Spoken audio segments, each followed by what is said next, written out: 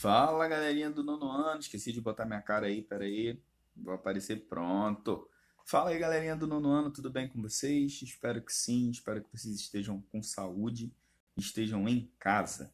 Vamos lá, aula de hoje a gente vai continuar falando sobre equação do segundo grau, só que agora a gente vai falar das equações completas. Semana passada a gente falou das incompletas, agora a gente fala das equações completas, de um método específico para resolver essas equações, ok?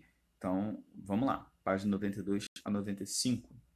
Bom, equação do segundo grau, esse slide é o mesmo da semana passada, onde a gente considera os coeficientes A, B e C como os coeficientes numéricos e o x como a parte literal, certo? Então, não sei o valor do x, eu sei o valor do A, do B e do C, ok? Mesmo quando o C não existe, por exemplo, ela é incompleta em C, se ele não está aparecendo, significa que ele vale zero, eu posso substituí-lo por zero, ok? A sempre vai aparecer, porque se A não existir, a equação não será do segundo grau. Show?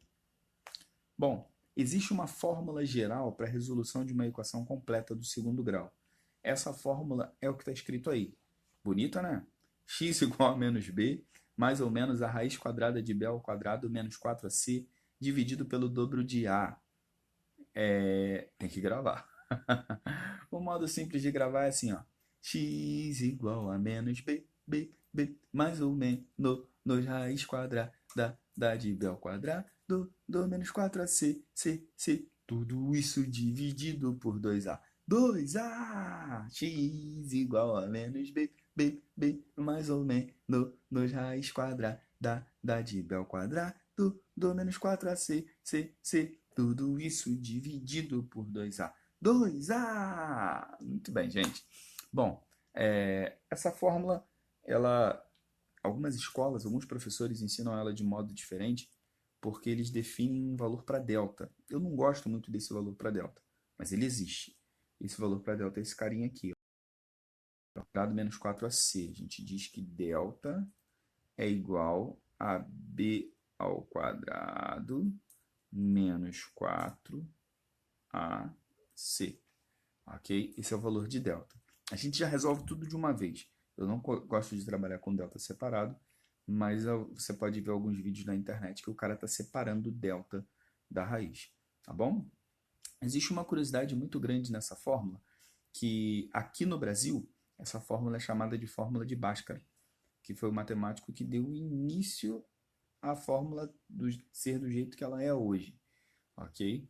Mas no mundo todo, exceto no Brasil, ela é chamada de fórmula geral de resolução de uma equação do segundo grau completa, ok? Fórmula geral de resolução de uma equação do segundo grau, tá bom? O Andres pode falar um pouco sobre isso para gente.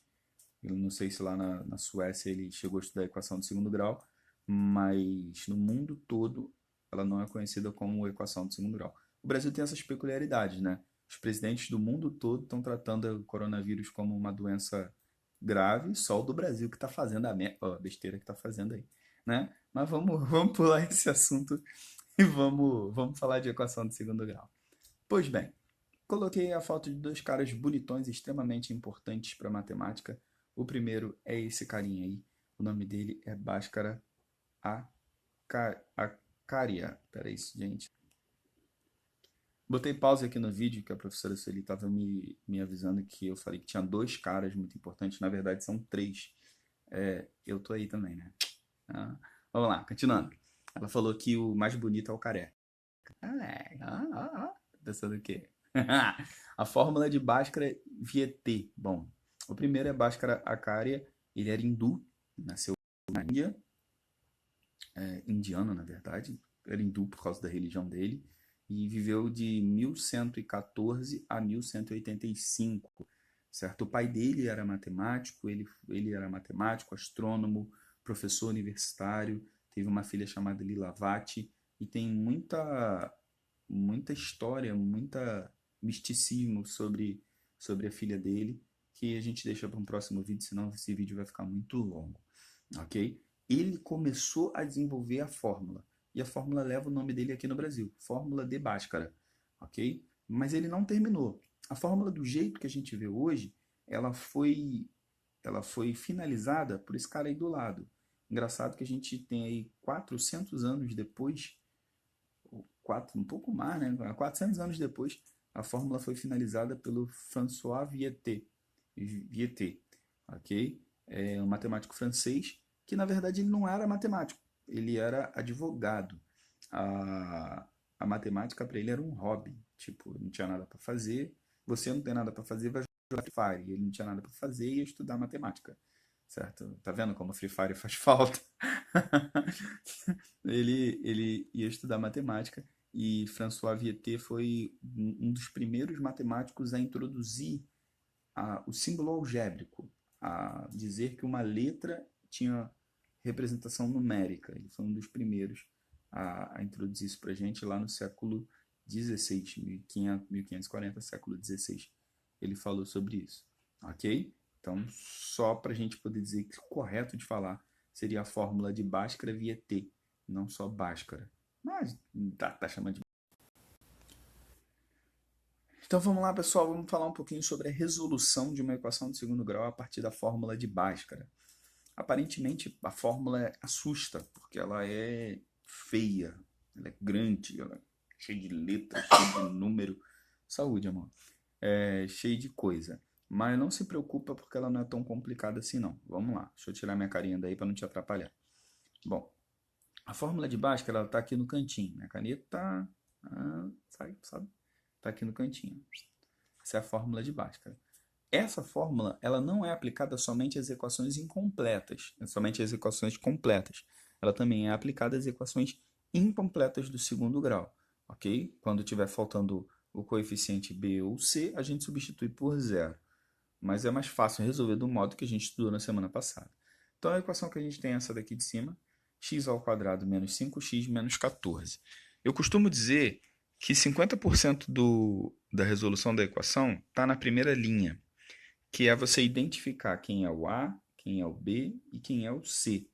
Então, toda vez, quando você for resolver uma equação de segundo grau, você precisa colocar isso que eu acabei de colocar aí. A igual a 1, B igual a menos 5 e C igual a menos 14. Sempre coloque esses coeficientes. Por quê? Porque a equação do segundo grau, ela se faz por uma simples substituição. Olha lá, tá vendo que tem B, que tem A, que tem C? Então, aonde tiver o A, eu vou pôr 1. Aonde tiver o B, eu vou pôr menos 5. E aonde tiver C, eu vou pôr menos 14. Então, sempre separe os coeficientes numéricos, ok? Observa lá, a gente vai ver os coeficientes numéricos separados, a gente troca e resolve. Repara que antes era menos B, não era? Ficou o menos do B e o menos do 5. Então, fiquei com menos 5. Mais ou menos era B ao quadrado, não era? Coloquei o menos 5 no lugar, ficou menos 5 ao quadrado. Menos 4 vezes o A vale 1, vezes o C vale menos 14. Ok? Aí é só resolver. É só resolver. Menos vezes menos dá mais, fica com 5 positivo, certo? E ali dentro, resolvendo esse valor do delta aqui, ó, resultado final vai dar 81.